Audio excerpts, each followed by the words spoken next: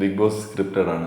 First അകത്ത് കയറിയപ്പോൾ കണ്ട കൂട്ടത്തിലുള്ള ആളാണ്. അപ്പം ഞാൻ അന്നേരം കൊച്ചുകുട്ടിയല്ലെന്ന് വിചാരിച്ചിട്ട് ഞാൻ അതായത് ഏത് നഴ്സറി സ്കൂളിൽ പഠിക്കുന്നു. അപ്പോൾ ഇത് അന്നേരം കേട്ട് ഇങ്ങനെ ചിരിച്ച് നിന്നിട്ട് പിന്നെ ഒരു അവസരം കിട്ടിയപ്പോഴത്തേക്ക് അവരെ ഏജിൻ്റെ പേരിൽ ഡിസ്ക്രിമിനേഷൻ ചെയ്തു എന്നൊക്കെയുള്ള രീതിയിലുള്ള വലിയ അത് അവരുടെ ഒരു ഗെയിം പ്ലാൻ ആയിരുന്നു കാണും. കണ്ടന്റ് ഉണ്ടാക്കുന്നതിന് ബൗദ്ധികമായിട്ട് ചിന്തിച്ച് എന്തെങ്കിലും കണ്ടന്റ് ഉണ്ടാക്കണം, അല്ലാതെ അയാൾ നോക്കിയപ്പോൾ ചരിഞ്ഞെന്തെന്ന് പറഞ്ഞിട്ടുള്ള ഉണ്ടാക്കിയല്ലോ. ചെയ്ത പെർഫോമൻസ് എന്ന് പറഞ്ഞു കഴിഞ്ഞാൽ സൗമ്യ വധക്കേസില്ലേ, ഞാൻ ഒരു സഹോദരൻ അനിയത്തിയെക്കുറിച്ച് പറയുന്ന രീതിയിൽ ഒരു സ്റ്റോറിയാണ് ഞാൻ അവിടെ പെർഫോം ചെയ്തത് എന്ന് പറയുമ്പോൾ ഈ ആദില നൂറ, സാരിക ഉൾപ്പെടെയുള്ളവരെ അവിടെ മുന്നിൽ നിന്നിട്ട് അവർ വിങ്ങിയായിരുന്നു. ഞാൻ ചെയ്തത് എന്തോ പുറത്തിറങ്ങി ഞാൻ എപ്പിസോഡുകൾ കണ്ടപ്പോഴാണ് മനസ്സിലായത് അത് പലരിലേക്കും എത്തിയില്ല. ഞാൻ എൻ്റെ പ്രസൻസ് അറിയിക്കാത്ത ഒരു ഏരിയ അവിടെ ഇല്ലായിരുന്നു. ഞാൻ എത്രമാത്രം എൻജോയ് ചെയ്ത് നടന്ന ആൾക്കൂട്ടത്തിലൊരാളായിരുന്നു. പക്ഷെ അത് പുറത്ത് വന്നിട്ടില്ല. നമുക്ക് ഒറ്റയ്ക്ക് അനീഷിനെ പോലെ അനീഷ് നോർമൽ മനുഷ്യനല്ലല്ലോ, അങ്ങനെ ഇങ്ങനെ നടക്കുകയാണ്, ഇങ്ങനെ ഒരിടത്ത് ഇരിക്കത്തില്ല, ആരുമായിട്ടും സംസാരിക്കണ്ട, അവൻ ഇങ്ങനെ പോവുകയാണ്. അങ്ങനെ ഒരു മനുഷ്യൻ ലോകത്തുണ്ടോ? ഇറങ്ങി കഴിഞ്ഞതിന് ശേഷം, ബിഗ് ബോസിന് ഇറങ്ങിയ ശേഷം ലൈഫിൽ എന്തെങ്കിലും മാറ്റങ്ങൾ വന്നോ? എങ്ങനെയാണ് ഇപ്പോൾ പോകുന്നത്? ഒന്നുമില്ല, ഒരു മാറ്റം വന്നിട്ടില്ല. ഞാൻ സ്വാഭാവികം ഇപ്പം പുറത്തിറങ്ങുമ്പോൾ കുറച്ച് മുമ്പ് എൻ്റെ മുമ്പ് നേരെ വന്ന് നിൽക്കുന്ന ഒരാളിനെ മനസ്സിലാവുള്ളായിരുന്നു. ഇപ്പം ബാക്ക് സൈഡ് കണ്ടാലും അവർ വന്നിട്ട് ബിഗ് ബോസ് അല്ലേന്ന് ചോദിക്കും, അത്രേ ഉള്ളൂ. അത്ര ഒരു മാറ്റം ഉണ്ടായി.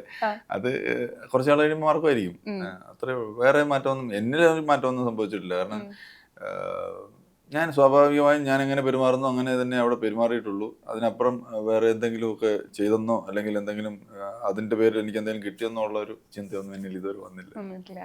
എനിക്ക് ആദ്യം ബിഗ് ബോസിൽ പോസ്റ്റ് എന്ത് പറഞ്ഞത് വിധി മാറ്റിമറിക്കുന്ന ദിവസം എന്നാ. കാരണം ഒരു വലിയ സ്വപ്നം മനസ്സിലുണ്ടായിരുന്നു. പക്ഷേ ബിഗ് ബോസ് പോലത്തെ ഒരു പ്ലാറ്റ്ഫോമിൽ എനിക്കതിന് പറ്റിയില്ല എന്നൊരു വിഷമം ഇപ്പോഴുണ്ടോ? എനിക്കൊന്നും ഒട്ടും പ്രെഡിക്റ്റ് ചെയ്തിട്ടില്ല തോന്നുന്നു എവിക്റ്റഡ് ആയത്. സോ അത് ഫേസിലും നമുക്ക് ആ ഒരു നടത്തത്തിലൊക്കെ തോന്നിയിട്ടുണ്ടായിരുന്നു. സോ അതൊരു എങ്ങനെയായിരുന്നു അതിനെ എടുത്തത്? ശരിക്കും അത് രണ്ട് ലെറ്ററും കൂടെ നമ്മളൊന്ന് കണക്ട് ചെയ്യണം. ഞാൻ എൻ്റെ ആദ്യം കയറിയപ്പോൾ വിധി മാറ്റിമറിക്കുന്ന ദിവസം ആ ഒരു വരി അതും ലാൽ സാറിൻ്റെ അടുത്ത് ചോദിച്ചു. തിരിച്ചിറങ്ങുമ്പോഴും എനിക്ക് ആരോടും ലാൽ സാറിനോട് അറിയിക്കാൻ മാത്രം പരാതികളൊന്നുമില്ല എന്നെഴുതി അതും ലാൽ സാർ വായിച്ചു. ഈ രണ്ട് വരികൾക്കിടയിൽ കുറച്ച് കാര്യങ്ങളുണ്ട്.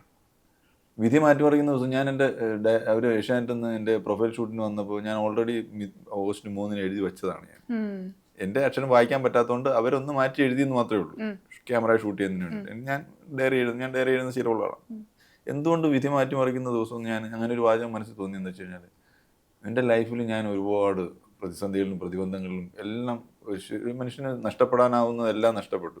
നേടിയതാവാം, ഉണ്ടായിരുന്നാവാം, എല്ലാം നഷ്ടപ്പെട്ടിട്ട് സ്വന്തം പേര് മാത്രം കയ്യിലുണ്ട്. മനുഷ്യ രഞ്ജിത്ത് എന്നുള്ള പേരും ശരീരവും മാത്രമായിട്ടിരിക്കുന്ന ഒരവസ്ഥയിൽ അവിടെ നിന്ന് ജീവിതം തിരിച്ചു പിടിക്കാനൊരു ഒരു അവസരം കിട്ടിയതായിട്ട് കണ്ടിട്ടാണ് ഞാൻ ബിഗ് ബോസ് കിട്ടിയപ്പോൾ ഞാൻ കാണുന്നത്. പലപ്പോഴും ഈ സൗഭാഗ്യങ്ങളുടെ മുന്നിൽ തിരസ്കൃതനായിട്ട് നിൽക്കുന്ന ഒരു ജന്മമായിരുന്നു എൻ്റെത്. കാരണം പലതും കൈവിട്ട് വന്നത്. അപ്പോൾ ഇത് കിട്ടിയപ്പോൾ ഞാൻ വിചാരിച്ചു എൻ്റെ ലൈഫ് എനിക്ക് തിരിച്ചു പിടിക്കണം. അങ്ങനെ പോയതുകൊണ്ടാണ് ആ വാചകം എഴുതിയത്. അതുപോലെ തന്നെ എനിക്ക് ആരോടും പരാതികളില്ല എന്ന് ഞാൻ പരാതി പറയാൻ വേണ്ടിയിട്ടല്ല അവിടെ പോയത്.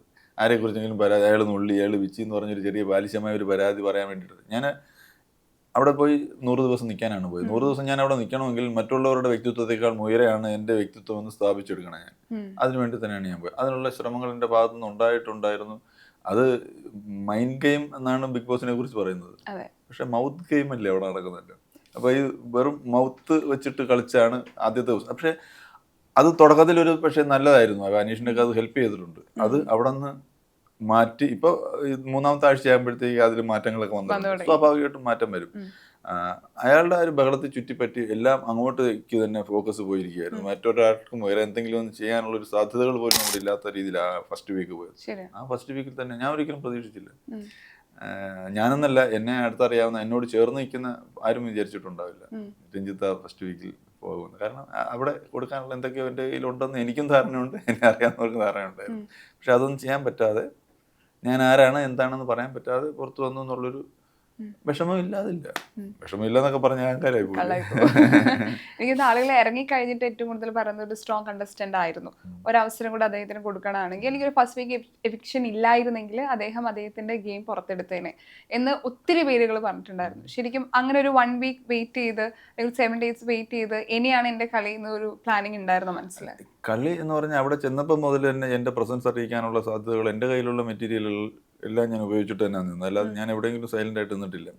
ഞാനത് അവിടെ ഇറങ്ങിയപ്പോൾ അവരെന്നോട് ചോദിച്ചപ്പോൾ പറഞ്ഞു, ഞാൻ ഒന്നും ചെയ്യാത്തത് കൊണ്ടോ എന്തെങ്കിലും അനാവശ്യമായിട്ട് ചെയ്തത് കൊണ്ടോ അല്ല ഞാൻ പുറത്തായത്. അതെനിക്ക് 100% ഉറപ്പുണ്ട്. ആരെങ്കിലും പറഞ്ഞാൽ സമ്മതിക്കുകയില്ല.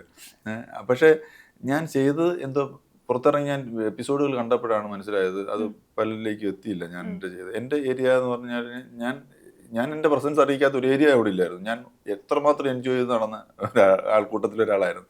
പക്ഷെ അത് പുറത്ത് വന്നിട്ടില്ല.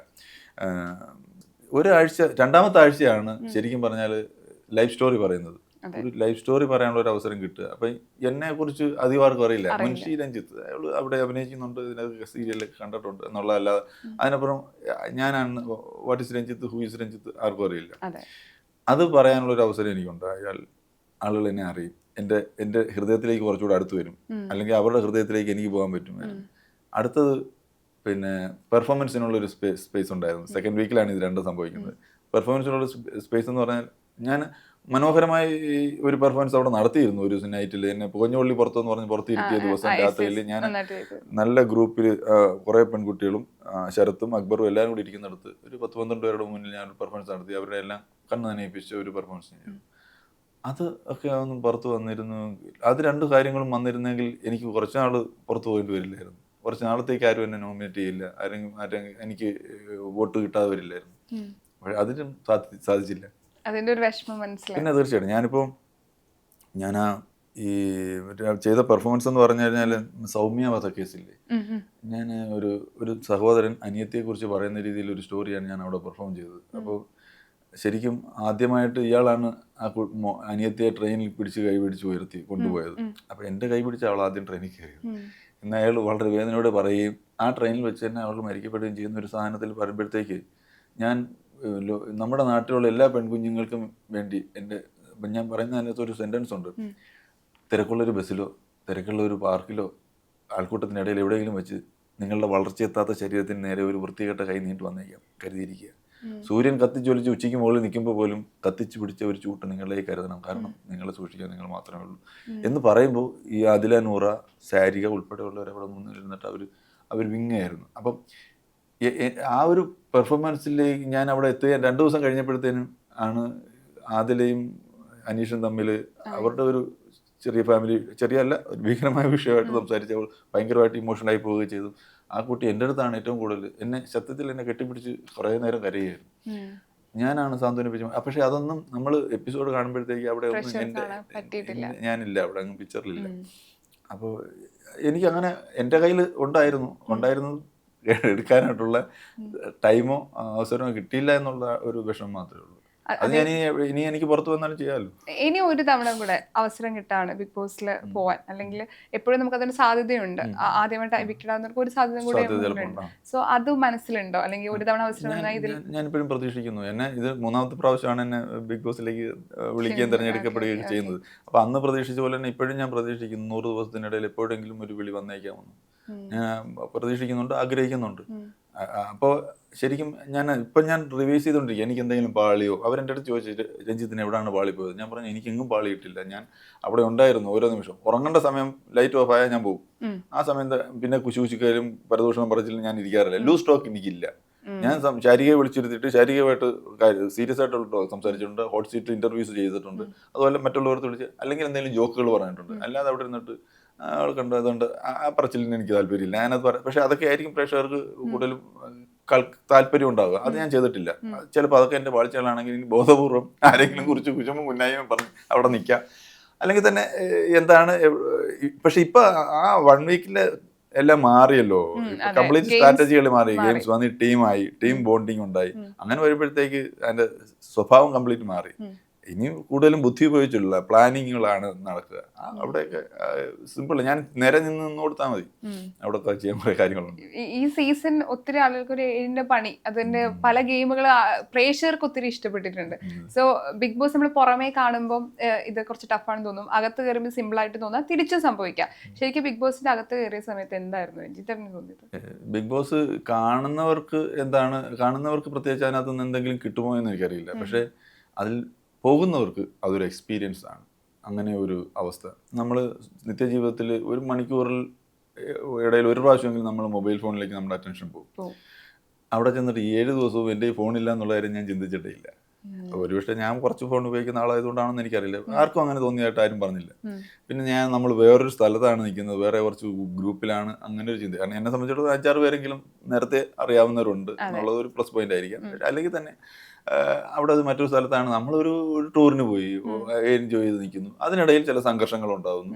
അത് പിന്നെ അവർ കുറച്ച് ടാസ്കുകൾ തരുന്നു. അപ്പോൾ ആദ്യത്തെ ആഴ്ചയിൽ ശരിക്കും പറഞ്ഞാൽ നമുക്ക് വലിയ ടാസ്കിലൊന്നും ഇടപെടാൻ പറ്റില്ല. കാരണം ആദ്യത്തെ തന്നെ നമ്മൾ നോമിനേഷൻ വന്നതുകൊണ്ട് ഒരു ടാസ്കിലും ഞങ്ങൾക്ക് പങ്കെടുക്കാൻ പറ്റില്ല. പങ്കെടുത്തവർക്ക് വേണ്ടുന്ന നിർദ്ദേശങ്ങൾ കൊടുത്ത ഒപ്പം നിൽക്കാനേ പറ്റുള്ളൂ. ആ ടാസ്കുകൾ, സംഘർഷങ്ങൾ, ഇതൊക്കെ ആയിട്ട് വളരെ എൻജോയ് ചെയ്ത് നമുക്ക് നിൽക്കാൻ പറ്റും.